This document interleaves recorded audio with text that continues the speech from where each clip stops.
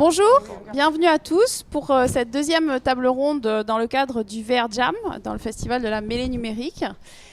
Sur cette table ronde, nous allons nous focaliser sur les usages concrets de la réalité virtuelle. À quoi ça sert? Et quoi de mieux pour parler de à quoi ça sert que des gens qui l'utilisent au quotidien dans leur métier, dans leur pratique. Et c'est ce que je vous propose de faire avec nos intervenants. Alors, je vais commencer par vous présenter Cédric Bach. Donc, Cédric Bach est actuellement expert en facteurs humains chez Human Design Group. Auparavant, il a publié une thèse à l'INRIA sur l'ergonomie en réalité virtuelle, donc, puis a mené des recherches à l'IRIT. Aujourd'hui, il travaille donc chez Human Design Group en tant que consultant ergonome et il accompagne des organisations en fait, qui mettent en place et qui mettent surtout les facteurs humains au centre de leurs projets. Cédric, je crois que vous allez nous parler d'un projet en quelques minutes dans le domaine de l'aéronautique, c'est bien ça? On commence, oui, c'est ça. Et je peux Ouais, en parler tout de allez-y. suite. Ok, j'attendais le top départ. Donc le projet dont je vais parler, enfin brièvement, hein. Donc on a utilisé la réalité virtuelle pour étudier les futures interactions entre des pilotes de chasse et des assistants virtuels, donc dans des cockpits du futur, les futurs Rafales. Donc c'est un projet qu'on a fait il y a 1 an maintenant, je crois. Et donc c'était avec des pilotes de chasse et on avait aussi des partenaires, ça s'est passé à Rennes. Et donc ça nous a permis de dégrossir la façon dont des pilotes allaient interagir avec des intelligences artificielles de manière assez flexible, quoi. Et je crois que ça a tellement bien marché que vous avez dû un peu maquiller les chiffres, mais dans l'autre sens, Ouais. c'est-à-dire pour que ce soit crédible, c'est ça? Donc oui, par exemple, les pilotes nous disaient c'est super parce qu'en une semaine, on a réussi à dégrossir une dizaine d'années de travail, quoi. Donc euh, bon, ils nous l'ont dit, mais voilà. Euh, Ça remet un peu en fait les pratiques qu'on a à l'heure actuelle. oui. On doit faire des tas d'essais avec des maquettes qui coûtent très très cher et ça prend beaucoup de temps, quoi. Donc Très bien, ça merci. permet d'accélérer les choses. Merci Cédric. Je crois que tout à l'heure aussi on fera un petit point, c'était sur les limites et sur justement les solutions qu'en tant qu'ergonome vous trouvez sur les projets de réalité virtuelle, surtout en ce qui concerne le confort des utilisateurs. Ouais, Voilà. parce que ça a l'air super, mais il faut savoir Voilà. s'en servir, Donc, quoi. on va vraiment aller dans le fond, hein, c'est-à-dire qu'on va parler des bénéfices, mais aussi des limites et de ce qu'on peut faire pour contrecarrer, pour pas le citer, le fameux motion sickness, c'est-à-dire le mal des transports qu'on peut ressentir dans une expérience de réalité virtuelle. Voilà, mais d'abord, je vais faire un petit tour de table pour que vous sachiez qui vous avez en face de vous. Et d'ailleurs, je m'aperçois que je ne me suis pas présentée. Moi-même, je suis Anne-Sophie Jimenez. Je suis la présidente et cofondatrice d'une entreprise qui s'appelle WeDid. En fait, WeDid est une entreprise qui produit des expériences d'apprentissage, donc de développement des compétences, par exemple des simulateurs de prise de parole en public, des simulateurs d'entretien d'embauche. Et pour ça, en fait, on met en œuvre nos 3 compétences phares, qui sont la pédagogie, la réalité virtuelle et la data science. Donc, je suis moi-même également data scientist, en fait. Alors, on va passer à notre intervenant suivant, qui est Frédéric Etcheverry. Alors, Frédéric, je vais le présenter. Hein, vous êtes chargé d'affaires chez Maser Engineering et vous êtes plus particulièrement en charge du développement des nouvelles technologies, je crois, et vous accompagnez les entreprises dans leur transformation digitale. C'est ça. Voilà, donc nous, en fait, on va concevoir des parcours de formation. On ne va pas développer directement en VR. On va cartographier des compétences sur un besoin en formation chez nos clients. Et on va s'appuyer sur un réseau de partenaires en local. On travaille notamment à MMBus sur Toulouse pour développer des simulateurs de réalité virtuelle qui vont être déployés dans des centres de formation des apprentis de l'industrie avec l'UIMM notamment. Mais ça peut être sur d'autres métiers ou chez des industriels directement, donc chez Airbus, chez Bridgestone, pour des formations. Alors la VR, on va surtout s'en servir sur des formations procédurales, je vais dire. C'est-à-dire une gamme de travail. Il va y avoir un début, une fin, il va y avoir différentes étapes. Et nous, on va tracer tout ça pour apprendre à l'apprenant à gagner en compétences là-dessus et à maîtriser le process de fabrication de pneus ou d'intervention, mettre en route une ligne de production industrielle, réaliser une opération de maintenance, des choses comme ça. Donc l'avantage de la VR, c'est qu'on va pouvoir modéliser quelque chose en 3D, que ce soit photoréaliste ou pas, mais surtout c'est qu'on va pouvoir créer une multitude de scénarios autour de ça. On va pouvoir créer un scénario très guidé, qui va être, il va y avoir une voix qui va guider, il faut faire ci en premier, faire ça, etc. Et petit à petit, au fil des simulations, l'apprenant, on va lui enlever des aides. On va pouvoir, au fil des expériences, mettre des risques, faire une explosion, générer une alerte, on va pouvoir, je sais pas, bref, compliquer son aventure, des aléas, mettre des aléas et le faire monter en compétence comment il jusqu'à le laisser libre à 100% et pouvoir évaluer où il en est de son parcours. L'avantage aussi, c'est qu'en VR, en tout cas en VR immersif avec un casque, on va disposer d'une multitude de données qui vont être sur le casque, sur les contrôleurs. Donc on va pouvoir savoir quand il réalise cette action, le nombre de temps qui s'écoule entre deux actions, est-ce qu'il est fait dans l'ordre, etc. On va pouvoir lui mettre des capteurs sur le corps, lui dire cette opération avec la perceuse, t'es pas bien positionné. On va pouvoir lui dire, là tu te baisses pas correctement. On va pouvoir lui faire des alertes en live, lui dire de corriger sa posture. Donc ça change le métier du formateur, ça l'augmente quelque part. C'est surtout, l'apprenant est en autonomie. Il peut être auto-évalué directement. Donc finalement, le formateur, il va arriver en fin, il va voir les ajustements à faire, peut-être après sur le vrai équipement en live. Et puis surtout, toutes ces données, on va les stocker, on va pouvoir les analyser et faire un feedback et individualiser chaque formation et le connecter avec des outils tiers développés par des partenaires de la région et pouvoir personnaliser son parcours de formation. Qu'est-ce que je voulais dire aussi, l'intérêt. Alors bien sûr, c'est c'est le modèle, la modalité idéale de formation. C'est pas vrai parce que souvent, la VR, il y a un casque, il y a des équipements. Le formateur peut être mis en difficulté, il suffit qu'il y ait un capteur qui dysfonctionne, des choses comme ça. Donc l'idée, c'est quand on fait un simulateur en réalité virtuelle immersive avec casque, c'est de décliner ce dispositif sur PC avec clavier-souris, le jouer en clavier-souris, peut-être le faire sur une tablette tactile ou sur un grand écran tactile. En fait aux contraintes et aux besoins, toujours de la même façon. Mais à présent, quand nous on cartographie des formations, qu'on va identifier des compétences à acquérir très finement, souvent on va mettre une modalité pédagogique en face de chaque compétence à acquérir. Donc ça peut être un e-learning, ça peut être un TP sur poste avec le formateur, mais la VR va être intéressante dans beaucoup de cas. Donc on fait une ingénierie pédagogique très précise, dans laquelle on va chercher le bon outil pour le bon exercice, la bonne compétence. Donc l'étude avant, au lancement de la digitalisation est hyper importante. Je vais conclure sur les projets qu'on a actuellement, nous. Comme ça a été signalé ce matin, beaucoup de projets de formation en coactivité. Donc faire travailler deux casques, soit sur un même site, soit à distance, sur des environnements nucléaires, gaziers, des choses comme ça un peu dangereux, où des personnes doivent interagir à des endroits différents, essayer d'envisager tout ça.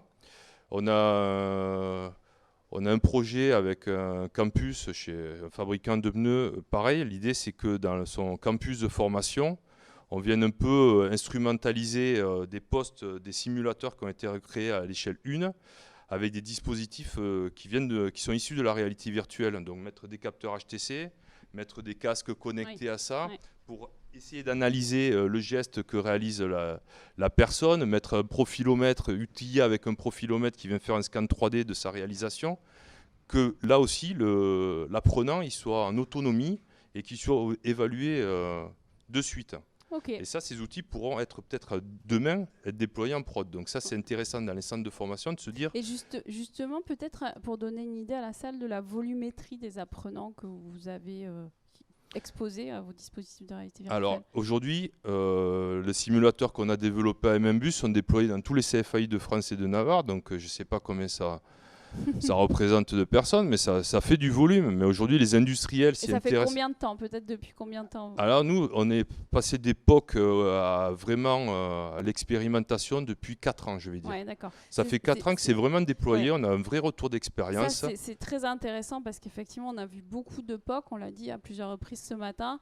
Mais là, on a des exemples avec vous 5 de choses qui ont été mises en place sur une large échelle, quoi. Donc ça c'est vraiment important parce que ça témoigne du fait qu'on a passé un cap dans la réalité virtuelle. On n'est plus seulement dans le prototypage, ça devient vraiment un outil au service des métiers et au service des usages. C'est d'autant plus vrai qu'aujourd'hui, avec l'appel à projet Definum lancé par l'État, je ne sais pas si vous en avez entendu parler, il y a des gros budgets qui sont débloqués et qui vont permettre aux centres de formation, les UMM, les AFPA, etc., de débloquer des gros budgets.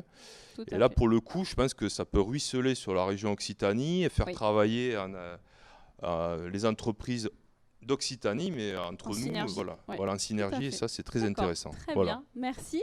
Merci pour ce beau témoignage. On aura 10 minutes de questions-réponses à la fin, donc profitez-en pour peut-être les noter au fur et à mesure et on aura le temps à la fin. On va rester dans le domaine de la pédagogie et de la formation avec Patrice Arséguel, qui est vice-président au SICOVAL en charge des ressources humaines, mais qui est également directeur pédagogie et innovation des Compagnons du Tour de France en Occitanie. Moi, la question que j'ai envie de vous poser, c'est peut-être de nous rappeler la mission de formation des Compagnons du Tour de France, qui n'est peut-être pas complètement connue de tous, et de nous expliquer en quoi la réalité virtuelle est venue servir justement cette mission. Très bien, bonjour à tous et à toutes. Donc, oui, effectivement, donc, les compagnons, donc on forme plutôt sur les métiers traditionnels, les métiers plus axés sur le bâtiment, puisqu'on est fédération compagnonique régionale Occitanie. Nous sommes situés à Plaisance-sur-Touche. Nous avons des charpentiers, des maçons, des menuisiers, des serruriers, des plombiers. On a des formations aussi au niveau des bacs pro techniciens bâtiment. Nous avons des BTS et des conducteurs à travaux. Alors si la réalité virtuelle, nous nous en servons en fait d'une part pour la pédagogie. Donc ça fait maintenant 3 ans à peu près qu'on a commencé à s'en servir par l'intermédiaire de Membus ici présent, qui nous a fait découvrir ces appareils. Donc là aujourd'hui particulièrement, on utilise ça en métallerie. C'est un petit ordinateur avec un simulateur de soudure, où le jeune, dès qu'ils arrivent, c'est-à-dire quand ils sont en CAP, quand ils apprennent le geste, on les fait passer sur un simulateur et ils apprennent à souder en tenant la lance d'un côté ou de l'autre, et ça commence à leur apprendre le geste. Et il y a une progression qui est suivie par Vulcan, de façon pédagogiquement à ce qu'ils progressent. Et comme je le disais tout à l'heure, on pourra le tester tout à l'heure, il me semble. Oui, tout à fait. On va l'amener sur le stand tout à l'heure. C'est un petit équipement et qui est très pratique, où le jeune donc, progresse petit à petit et donc il s'auto-forme. L'avantage de ça, c'est de déjà, alors on a utilisé ça, puis il y a 2 ou 3 ans, en 2018, on avait fait les journées européennes du compagnonnage, où nous avions aussi apporté des simulateurs pour faire qui simulent des toupies, de la dégauchisseuse pour les métiers du bois. Donc ça sécurise aussi, c'est-à-dire qu'en montrant ça aux jeunes, la réalité virtuelle qui est utilisée permet d'une part de travailler en sécurité, parce qu'on a des métiers dangereux. Ils peuvent se couper un doigt s'ils utilisent une machine normale, classique. Le formateur, quand il a une quinzaine de personnes à s'occuper, des fois, c'est intéressant d'avoir ce genre de simulateur pour éviter des accidents. Et ça, c'est très important. Et alors, si je reviens maintenant sur la soudure, ça nous évite aussi d'utiliser de la matière d'œuvre. C'est-à-dire que du fer, donc si on soude du fer, au départ, il va y avoir des choses qui vont être utilisées et pas forcément dans le bon sens. Donc, le fait de l'utiliser en réalité virtuelle, le jeune commence à apprendre le geste. Et après, bien entendu, ça a des limites. Vous le disiez tout à l'heure, puis qui c'est qui le disait, on n'a pas la sensation de tout à fait la matière. Quand on soude, par exemple, on a une attirance du fer. On touche pas.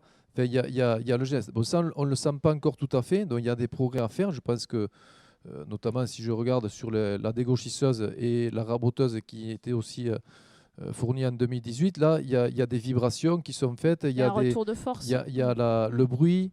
C'est pareil sur le simulateur de soudure. Donc, il y a encore des petits progrès à faire, mais j'avoue que pour la pédagogie, c'est très intéressant.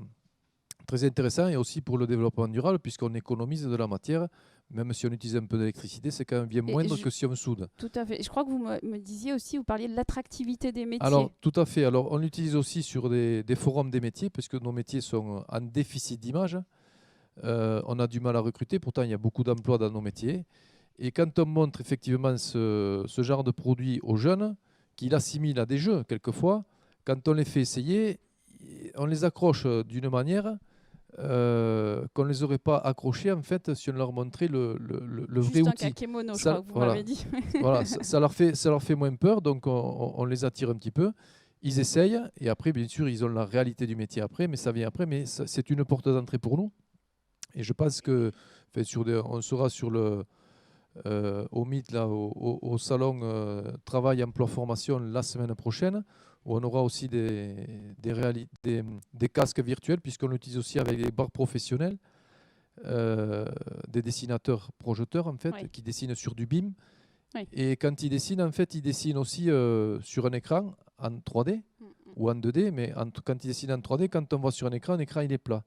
Et on ne se promène pas dans le bâtiment. Et là, l'objectif aujourd'hui, j'en parlais encore ce matin à une réunion pédagogique, c'est de modéliser le modèle 3D et se promener dans le modèle pour voir en fait l'objet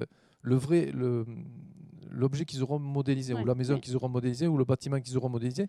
Parce que on pourra voir, par exemple, si le mur arrive tout à fait en haut, si le chemin de câble est bien présenté, etc. Donc là, il y a vraiment un intérêt au niveau du BIM, la maquette numérique, il y a vraiment un intérêt. Donc oui, enfin, nous on est utilisateurs de toute cette réalité virtuelle, et ça apporte vraiment un plus dans nos métiers. D'accord. Très bien. Oui, effectivement, on voit bien que l'immersion est un élément extrêmement important, et aussi, ce que vous venez de dire est extrêmement important aussi, c'est que la réalité virtuelle permet de se projeter dans des choses soit très conceptuelles, donc le cerveau, qu'on n'arrive pas à voir. Je pense à de la visualisation d'algorithmes, par exemple, pour les data scientists, par exemple. On peut aussi faire de l'infiniment petit, c'est-à-dire qu'on peut se retrouver dans le corps humain. Il y a une expérience en partie gratuite qui s'appelle ShareCare, où on peut voir un cœur humain malade, en bonne santé, accélérer son pouls, etc. Et vraiment, d'un point de vue pédagogique, c'est assez bluffant, parce que c'est quelque chose qu'on ne pouvait pas faire jusque-là.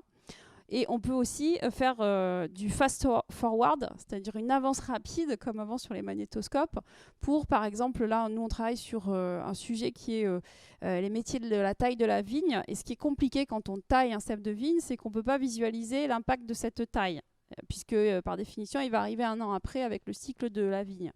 Là, en fait, avec cette avance rapide, la personne va pouvoir se rendre compte de l'impact de son action dans le temps. Donc ça, c'est extrêmement intéressant aussi.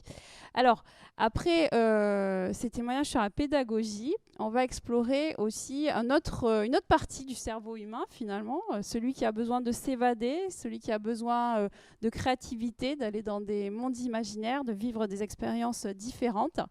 Et on va le faire avec Corinne Linder. Alors, qui est artiste de cirque et productrice de formation. Donc, vous travaillez aujourd'hui, alors je vais essayer de ne pas me tromper, comme chorégraphe et directrice artistique des expériences LBE, donc Place Based Entertainment, entre le spectacle vivant et l'art numérique. Et depuis 2017, vous avez fondé votre propre compagnie de spectacle vivant qui est nommée Feel Concept. Et je crois qu'on a une vidéo qui va exposer ça. Donc cette vidéo, ça montre un projet qui s'appelle The Ordinary Circus Girl, un spectacle immersif et sensoriel qui mêle le cirque contemporain, je sens que vous rêvez tous déjà, avec des films stéréoscopiques en 360 degrés.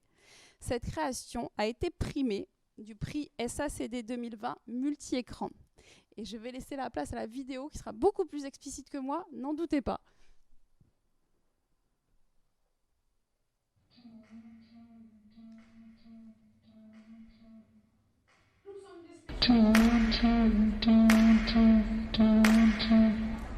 Nous sommes des spécialistes en réalité virtuelle pour les compagnies de cirque. Entrez, candidat, s'il vous plaît.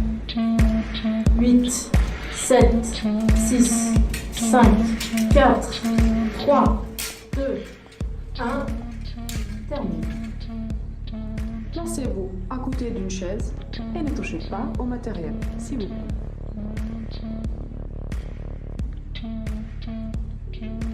Sentez-vous libre de vos mouvements.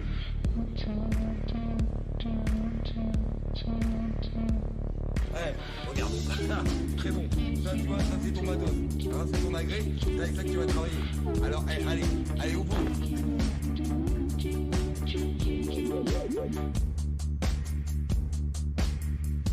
Nico, je vais pas y arriver. Je sens pas du tout. On annule.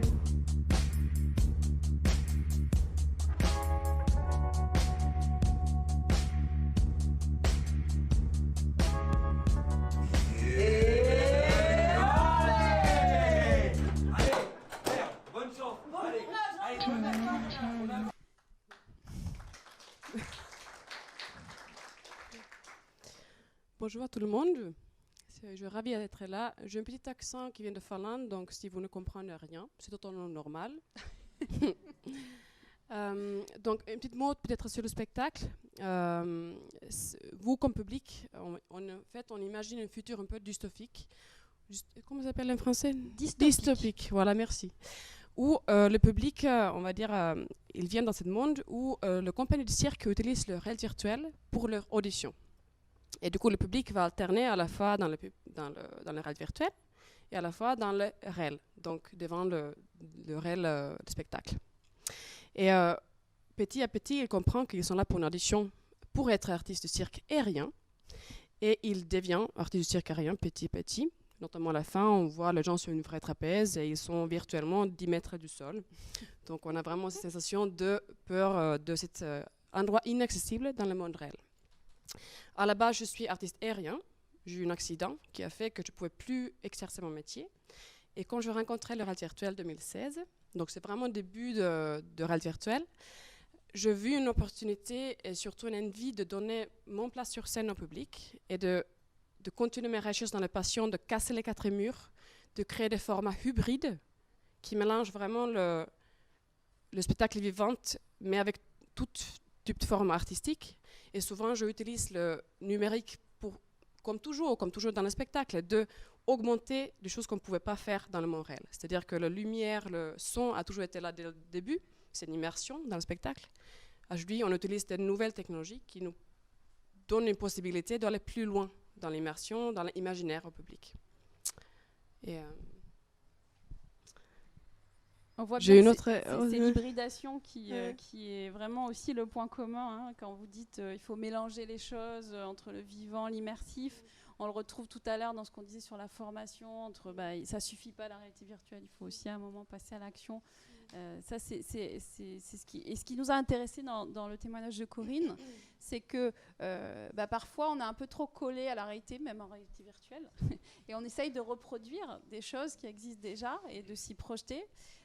Et en fait, on est au tout début de l'histoire, c'est-à-dire ce que fait Corinne est assez unique. En fait, c'est des nouvelles narrations, c'est des nouvelles expériences. On est vraiment là-dessus. Et l'art est précurseur, mais il y a des choses qui vont aussi venir irriguer des besoins plus concrets, plus métiers. C'est ça, et je pense qu'il a vraiment un truc qui m'a touchée, une phrase qui m'a toujours été en tête quand je créais tous mes spectacles. Donc je crée 3 spectacles, j'ai 2 en création en ce moment, aussi hybrides. C'est qu'avec le réel virtuel ou d'autres types de technologies, on pouvait donner une place pour le public d'avoir une expérience qui ne sont pas juste souvenirs de vue, have seen, mais surtout vécu.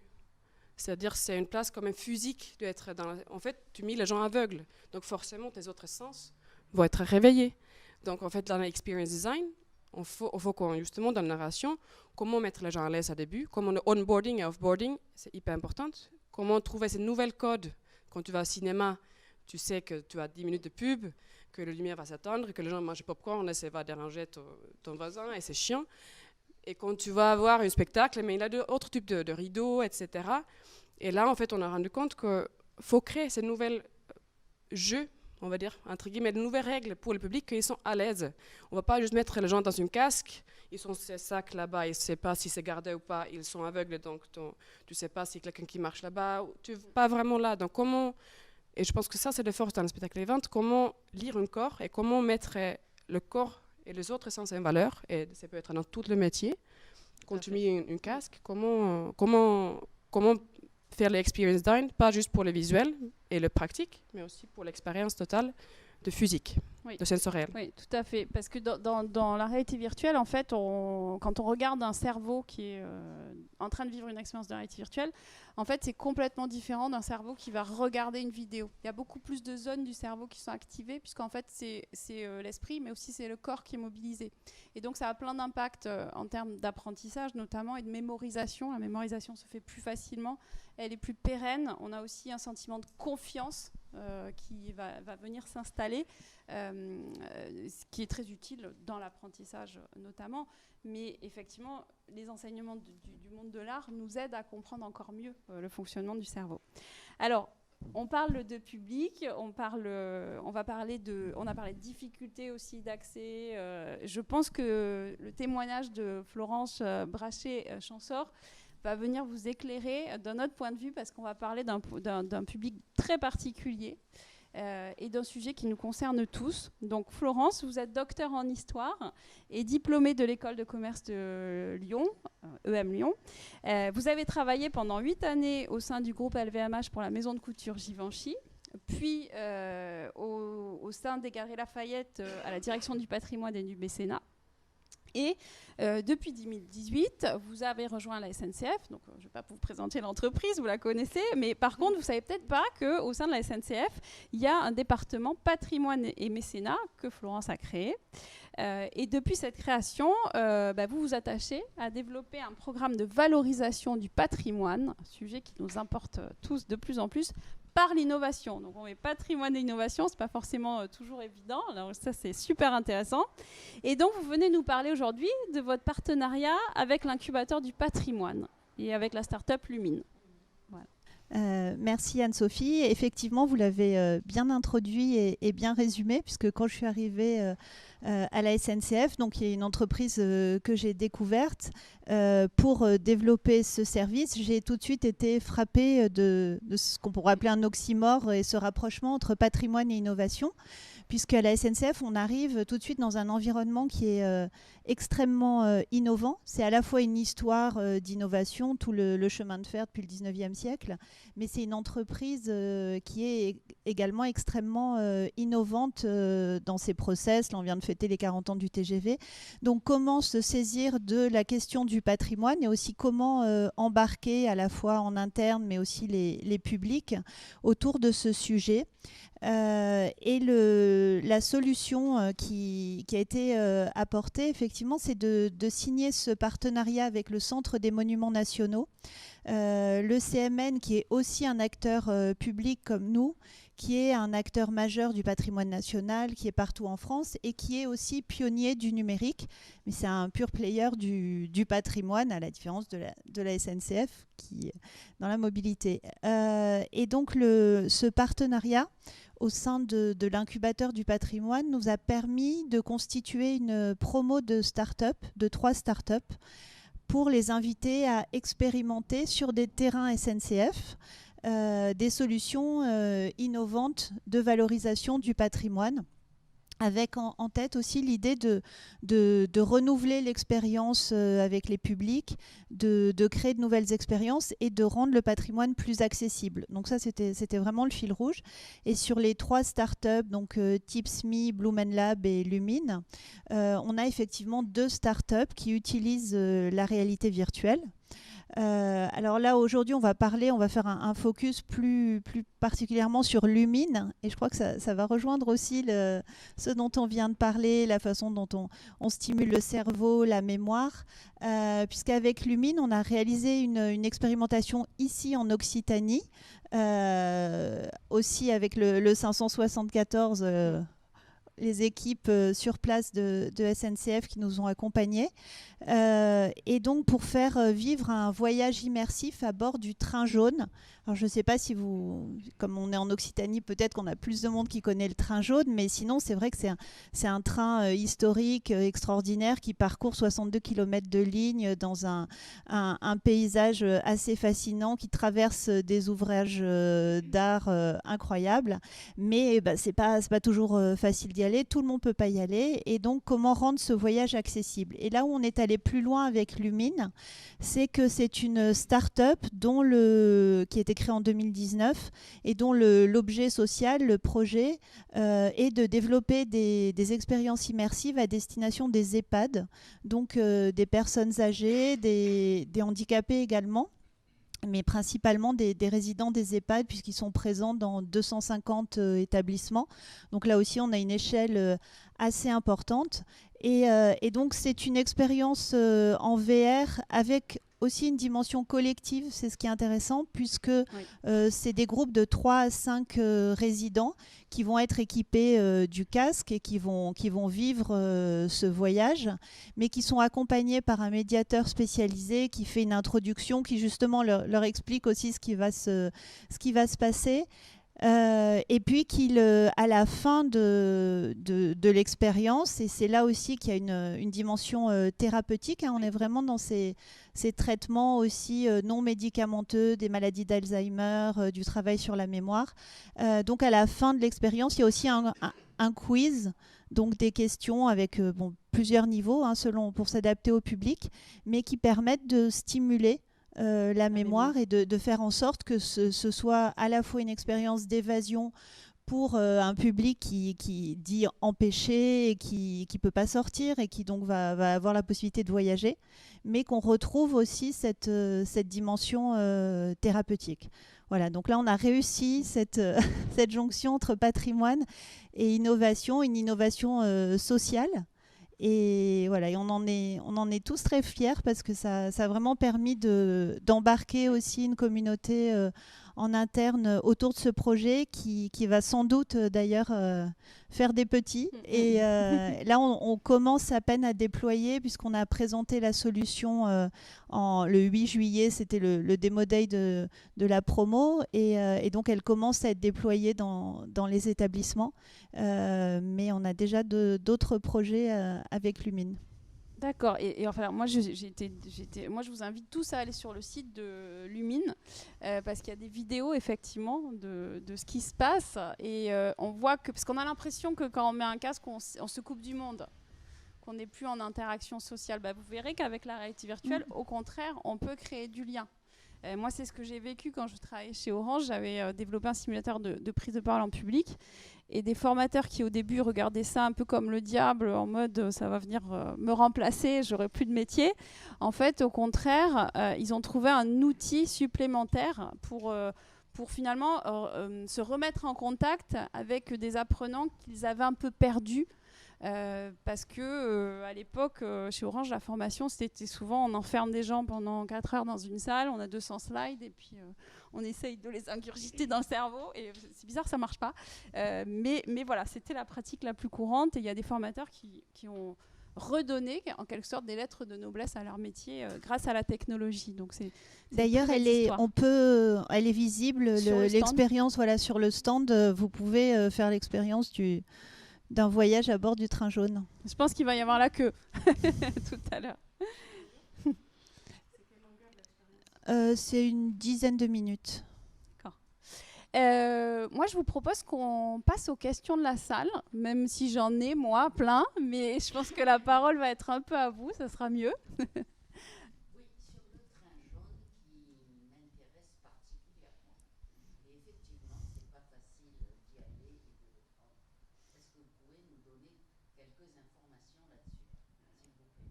Sur l'expérience en réalité virtuelle ou l'expérience en vrai? En vrai.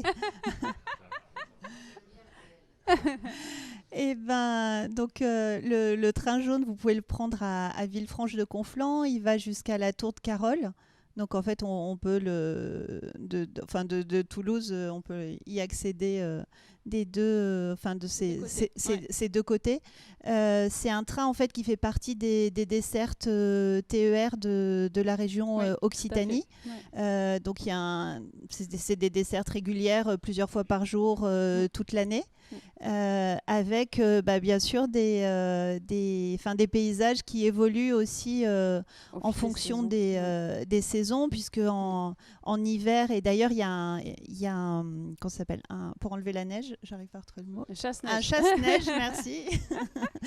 Et une locomotive qui est équipée d'un chasse-neige pour pouvoir en hiver, puisqu'on est dans la montagne, on est en altitude, dégager les voies ça passe aussi. Près de Font-Romeu aussi, c'est le plateau de Cerdagne en fait, et c'est vrai que c'est magnifique.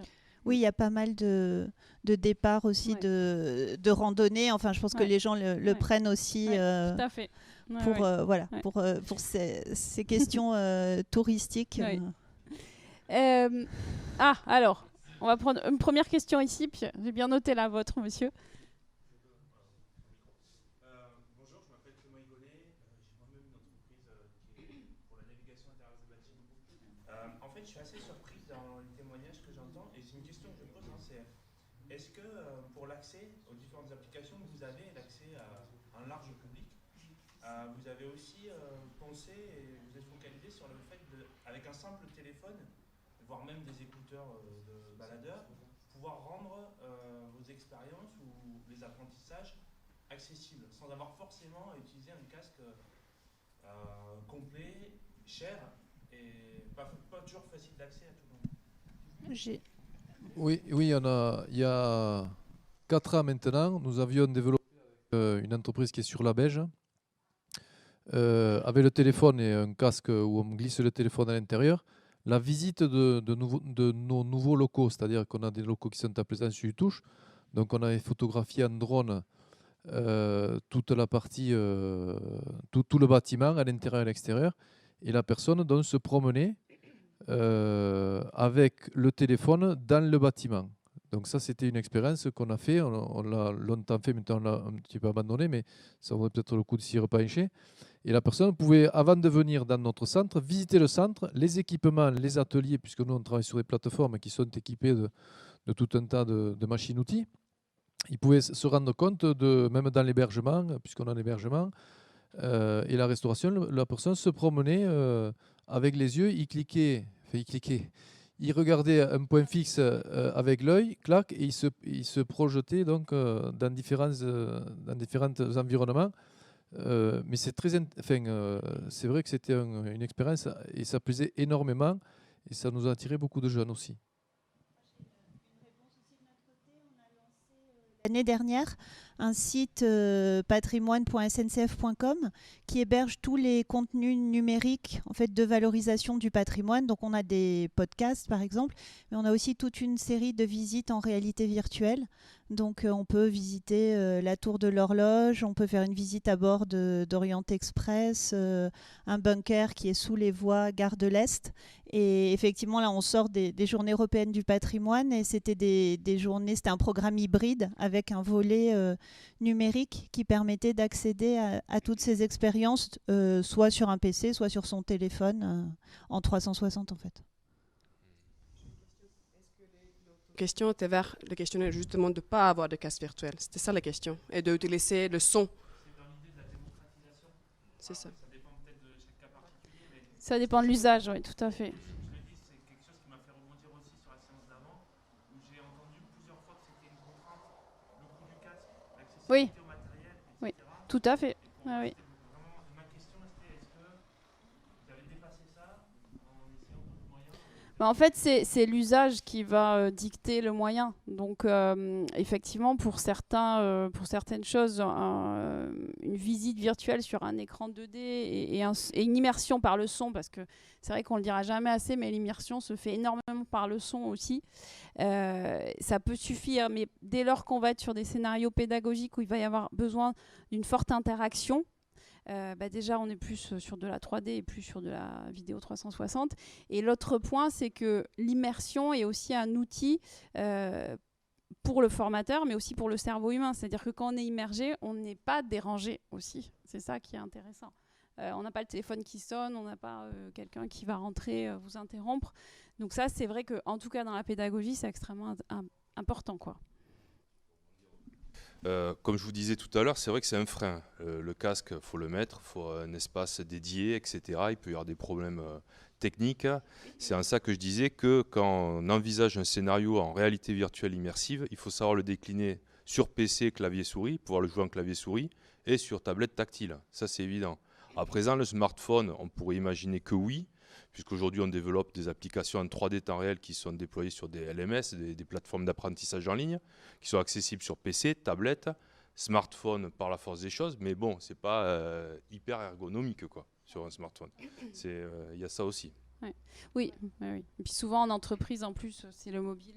Est-ce que c'est le mobile personnel, le mobile professionnel? Il y a aussi ces choses qui arrivent. Je voudrais juste avoir le temps de prendre la question de monsieur, parce que je vois que le temps tourne.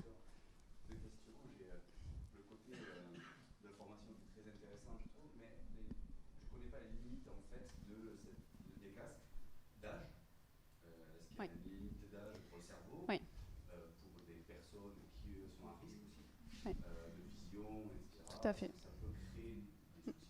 À quel âge on peut commencer? Oui. Faut pas oui. Alors, oui. Et la deuxième question. C'est peut-être dans le futur. Est-ce qu'il n'y a pas d'autres technologies qui vont dans 20 ans arriver avec les hologrammes? Les hologrammes. Ok. L'expérience hologramme. Ouais. Et mon métier, c'est plutôt dans l'autre sens, dans le nez. Ah oui. Oui.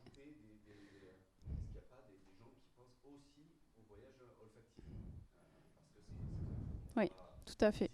Ouais. Ouais. Ouais. On sent le thym, on sent la garrigue. Ouais. Je sais que la garrigue pour un Américain, on vient de Hong Kong. Ouais. Ouais. Je crois que Cédric, peut-être pour la première partie en tout cas. Pour la première partie, mais même pour la deuxième. Oui, il y a des limites d'âge, notamment pour les jeunes enfants. Faut pas utiliser la réalité virtuelle, enfin les casques. Jeunes, c'est jusqu'à, on dit 14 ans, peut-être jusqu'à 16. Moi, c'est ce parce que qu'en fait, le développement de la vision n'est pas terminé. Okay. Et puis, quand on veut faire une bonne expérience, surtout en stéréoscopie, il faut régler les casques. C'est important. Je dis souvent, en fait, la réalité virtuelle, c'est un peu comme de la plongée sous-marine. Vous pouvez explorer les fonds sous-marins avec un smartphone en surface et vous pouvez aller très profond.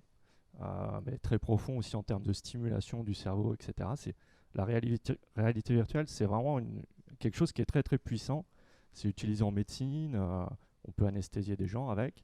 Donc il ne faut pas s'en servir n'importe comment, surtout quand on utilise des technologies qui sont très immersives. Il faut les régler, notamment l'écartement interpupillaire. Donc il y a des limites au niveau des casques. Par exemple, pour les petits écartements interpupillaires, ce n'est pas adapté. Donc systématiquement, les gens qui vont mettre ces casques, ils vont être malades tout de suite. Et c'est des maux qui peuvent être, ça peut aller d'un simple mal de tête jusqu'à des vomissements. C'est quelque chose qui est assez fort, puissant. Et donc il faut mettre en place, comme la plongée sous-marine, des protocoles d'utilisation, de dépressurisation, de mise en pression. Si on veut aller profond, c'est pas tout le monde qui va pouvoir y aller, désolé. Il faut avoir une certaine compatibilité physique avec la réalité virtuelle. Par exemple, nous, avec les pilotes de chasse, on n'a pas fait n'importe quoi. Parce qu'il ne fallait pas qu'on renvoie les pilotes dans les avions complètement avec une vue complètement foutue. Donc, on a mis en place un protocole d'utilisation pour faire nos tests, pour vérifier l'innocuité de ces tests. Et pour 2 pilotes, par exemple, on a été obligé d'arrêter l'expérience. Parce que voilà, ils ne se sentaient pas bien, donc on a arrêté. Donc oui, voilà, il y a des limites d'âge, mais aussi des limites d'âge après pour les personnes plus âgées, on va dire. Là, je suis en train de faire des tests avec des personnes qui ont plus de 40 ans. Et en fait, la plasticité cérébrale, j'ai dit plus âgée, j'ai plus de 40 ans. Et la plasticité cérébrale et la capacité de récupération est diminuée à cause de l'âge. C'est à cause des muscles qui sont moins exercés. Donc pour récupérer, c'est plus difficile. On est aussi plus soumis à ce problème. On a mis en place un guide, en fait. Vous pourrez le télécharger Comme on est ergonome, on a mis en place un petit guide qui explique que c'est très complexe, comment on peut essayer au moins de réduire ces effets. Et après, pour l'olfactif, oui, c'est explorer. Je crois qu'il y a une boîte qui a eu le prix Laval Virtual l'année dernière, je crois. Ouais, c'est ça, hein, je crois. Olfi, voilà. Et voilà, c'est exploré. Il y a eu plein d'essais, mais voilà. Je vous propose de continuer la discussion parce que je crois qu'on va devoir couper le live, il me semble. Donc, merci à tous. Je crois que la plupart de nous, on reste ici toute la journée. Donc, si vous avez des questions, n'hésitez pas. Et n'oubliez pas les stands aussi où vous pourrez tester justement les solutions dont on a parlé, ou en tout cas une grande partie. Merci à tous. Merci.